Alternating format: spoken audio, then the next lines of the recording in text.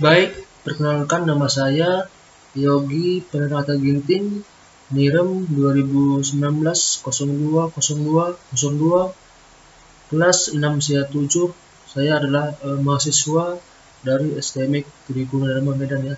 Oke, di sini saya akan mereview tentang pelajaran dari pertemuan pertama dari mata kuliah tentang periklanan ya. Oke, di sini sudah tampil di layar saya. Di sini bisa kita lihat pengertian dan tujuan periklanan. Kata iklan atau advertising ini berasal dari bahasa Latin atau advert yang bermakna memindahkan atau mengalihkan pikiran dan gagasan kepada pihak lain ya. Nah, di sini dengan tujuan iklan ini sebagai alat bantu komunikasi ya untuk mengenalkan atau memperluas sebuah usaha yang kita kelola ya teman-teman.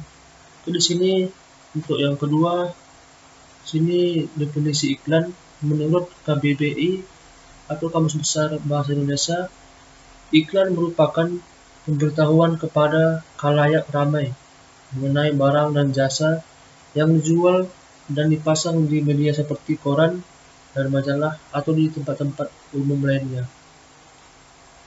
Pesan komunikasi pemasaran atau komunikasi publik tentang suatu produk yang disampaikan melalui suatu media dibiayai oleh pemrakarsa yang dikenal serta ditunjukkan kepada sebagian atau seluruh masyarakat.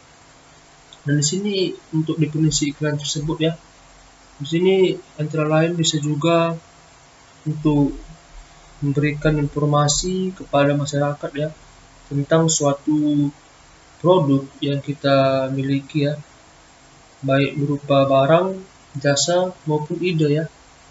Di sini untuk memperluas iklan, untuk memperluas usaha kita, kita bisa dibantu dengan melalui membuat iklan ya. Di sini bisa juga membuat upaya untuk menimbulkan citra yang baik atau rasa suka kepada penerima ya. Nah, di sini untuk definisi iklan. Yang ketiga, di sini periklanan seluruh proses yang meliputi penyimpanan, perencanaan, dan umpan balik dari pesan komunikasi pemasaran atau Dewan Periklanan Indonesia. Sini periklanan keseluruhan proses yang meliputi penyiapan, perencanaan, pelaksanaan, dan pengawasan penyiapan iklannya. Di sini ada juga periklanan ya.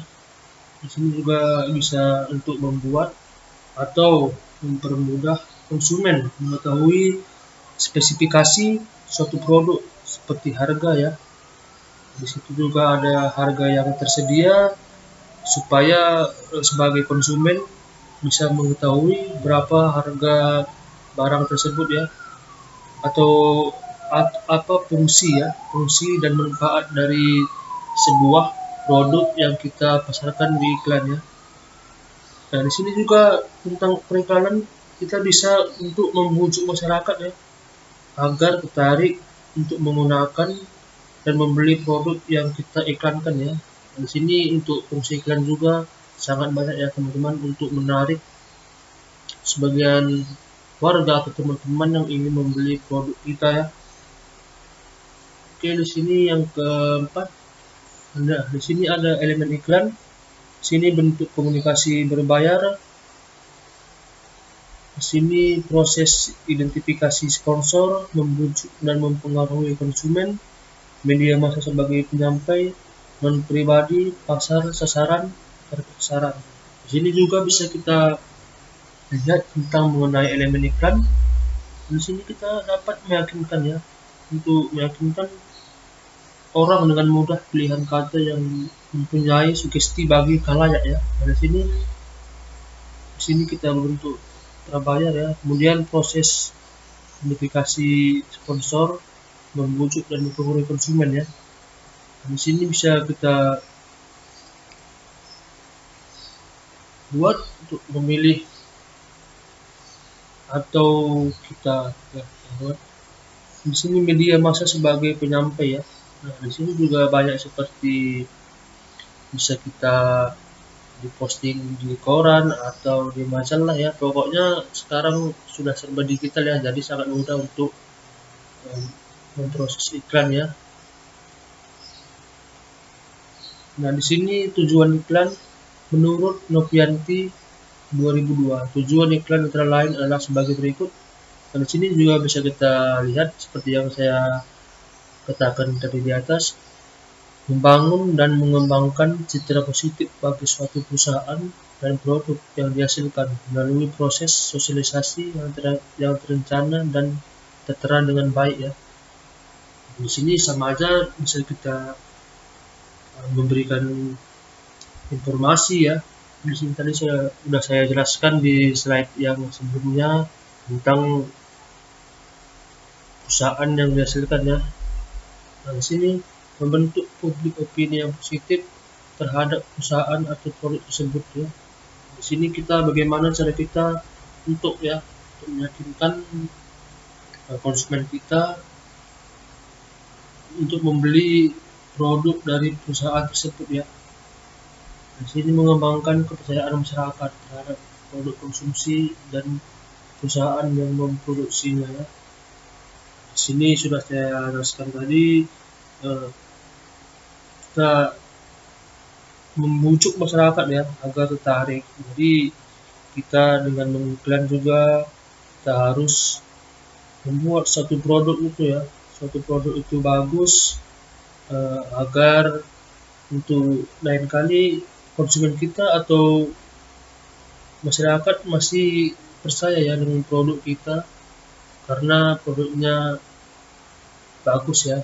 Ini menjalin komunikasi secara efektif dan efisien dengan masyarakat luas sehingga dapat terbentuk pemahaman dan pengertian yang sama terhadap suatu produk atau jasa yang ditawarkan pada masyarakat dan perusahaan tersebut. Mengembangkan alih pengetahuan tentang suatu perusahaan memungkinkan masyarakat memiliki simpati, empati, dan bahkan dalam kaitannya dengan kegiatan publik merasa ikut memilikinya ya. Nah, jadi di sini juga harus kita berikan kepercayaan ya pada masyarakat tentang produk yang kita miliki ya. Oke, berikutnya sifat-sifat iklan. Menurut Kotler dan Keller tahun 2007, sifat-sifat iklan adalah sebagai berikut. Daya sebar. Iklan memungkinkan penjual mengulangi pesan berkali-kali. Iklan juga memungkinkan para pembeli menerima dan membandingkan pesan-pesan dan berbagai pesaing. Iklan berskala besar menyatakan sesuatu yang positif tentang ukuran, kekuatan, dan keberhasilan penjualan tersebut. Sini juga kita harus untuk memberikan pilihan yang menonjol ya, menjalankan informasi utama yang dipentingkan. Sini bisa juga kita lihat agar kita meyakinkan konsumen kita ya atau nasabah kita tentang iklan yang kita pasarkan di media sosial ya, agar mereka juga puas dengan apa yang kita pasarkan atau produk kita.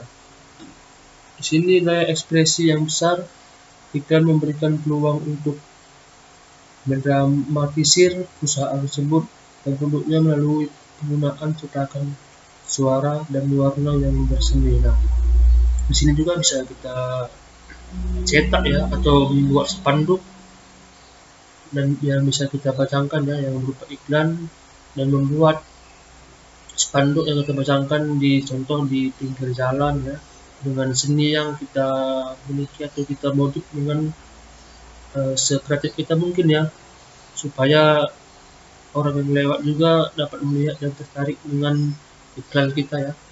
Nah, sini yang ketiga, impersonalitas. Pendengar tidak merasa wajib